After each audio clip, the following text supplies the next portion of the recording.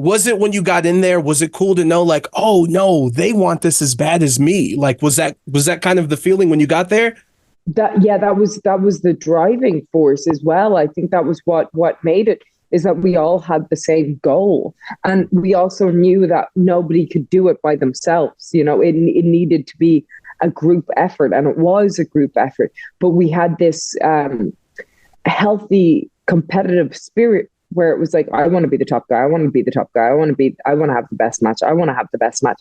And having that drive, I think, continues to push one another, because it's the rising tides lifts all ships, and it definitely did that. But there were so many restrictions on us as women back then that none of us wanted to accept. We didn't want to accept that being like just relegated to short matches and stigmas of what we could do or couldn't do. And we wanted to change that. And we all wanted to change that. And we did. It's amazing. Like I said, the impact is just, you can't really measure it. In wrestling, you never say never. And I'm happy because for once, I don't have to ask you, do you think CM Punk's ever coming back? Do you think The Rock's ever coming back?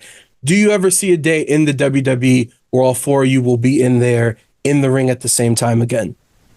I mean, we never got that four-way match. But I think if that ever does happen, that's a WrestleMania main event. So anything is possible. Anything is possible. Damn straight. Before we get into the speed round to close this out, I do want to ask you one more question about parenting. And you've tweeted about it, but how have you had to explain to your daughter that daddy's going up against the Tooth Fairy? She hasn't seen the Tooth Fairy. I have to explain that to myself because I think that is my favorite Rock movie. I love that movie. That movie rocked. No pun intended. But